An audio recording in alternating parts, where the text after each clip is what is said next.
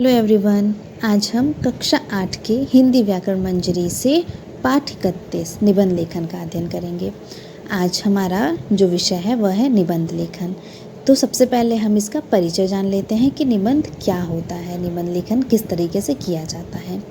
निबंध जो है साहित्य का प्रमुख अंग है। उसे ठीक प्रकार से लिखने के लिए अभ्यास और अध्ययन की आवश्यकता होती है। जब हमें किसी भी विषय के बारे में पता होगा तब हम उसे बहुत अच्छी तरीके से लिख सकते हैं। और जो निबंध लिखने वाला व्यक्ति होता है उसे उस विषय के बारे में पूर्ण रूप से जानकारी होनी चाहिए। और निबंध को हमें सुंदर और पठनीय योग्य यानी कि पढ़ने योग्य होना चाहिए। वह सुंदर लिखावट में और पढ़ने के योग्य होना चाहिए। निबंध में हम आगे निबंध का अर्थ, निबंध के अंग और निबंध के प्रकार तथा उनकी विशेषताओं के बारे में चर्चा करेंगे। तो शुरू करते हैं। सबसे पहले निबंध का अर्थ जान लेते हैं। निबंध अंग्रेजी के शब्द एसे का पर्याय है जो कि फ्रांसीसी भाषा से लिया गया है। निबंध दो शब्दों नि और बंध के मेल से बना है जिसका शाब्दिक अर्थ होता है कसकर बंधा हुआ। अतः अच्छी तरह बंधी हुई रचना निबंध कहलाती है जिसमें लेखक अपने भाव विचार व्यक्त करते हुए अपने व्यक्तित्व की छाप छोड़ता है। यह साहित्य की अत्यंत महत्वपूर्ण विधा है। निबंध के माध्यम से व्यक्ति अपने भाव विचार अनुभव जीवन की घटनाओं आदि को व्यक्त करता है। निबंध में जो है यह सभी बंधनों से मुक्त होता है। यह एक ऐसी विधा है जिसमें सीमित शब्दों से हम जो है किसी भी विषय की जो है सशक्त भाषा के माध्यम से उसको व्यक्त कर सकते हैं।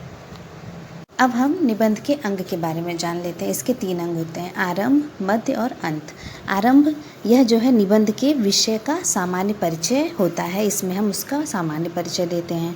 दूसरा होता है मध्य भाग, इसमें जो विषय वस्तु होती है उसका हम विस्तार करते हैं। और अंत यानी कि उपसंहार, इसमें हम जो है निबंध का अंत करते हैं यानी कि कंक्लूजन करते हैं कि उसका क्या निष्कर्ष निकला। अगला है हमारा निबंध के प्रकार। निबंध के प्रकार को 4 भागों में बांटा गया है। पहला विवरणात्मक निबंध, दूसरा वर्णनात्मक निबंध और तीसरा विचारात्मक निबंध और चौथा भावात्मक निबंध। पहला विवरणात्मक, इसमें जो है ऐसे निबंधों का संबंध जो है किसी विशेष घटना से होता है। इसके अंतर्गत आत्मकथाएं, जीवन चरित्र, ऐतिहासिक घटनाएं और यात्राएं आदि आती हैं। दूसरा आपका है वर्णनात्मक निबंध। इसमें जो है विवरणात्मक निबंध इसलिए कहा जाता है क्योंकि इसके अंतर्गत किसी भी घटना, अनुभव, आपदा, मेला, ऋतु या दृश्य दिखाए जाते हैं, उनका वर्णन होता है। इसके बाद आपका है विचारात्मक निबंध। इसमें जो है निबंध के अंतर्गत किसी भी घटना, समस्या के पक्ष विपक्ष के बारे में इसमें हम विचार प्रस्तुत करते हैं, जैसे कि मेरे जीवन का लक्ष्य, सत्संग, परोपकार इत्यादि। चौथा आपका है भावात्मक निबंध।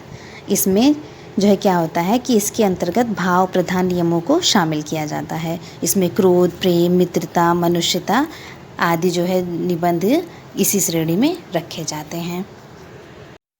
अब हमारा गृह कार्य, पहला निबंध किसे कहते हैं लिखिए और दूसरा निबंध के अंगों तथा प्रकारों को परिभाषित कीजिए।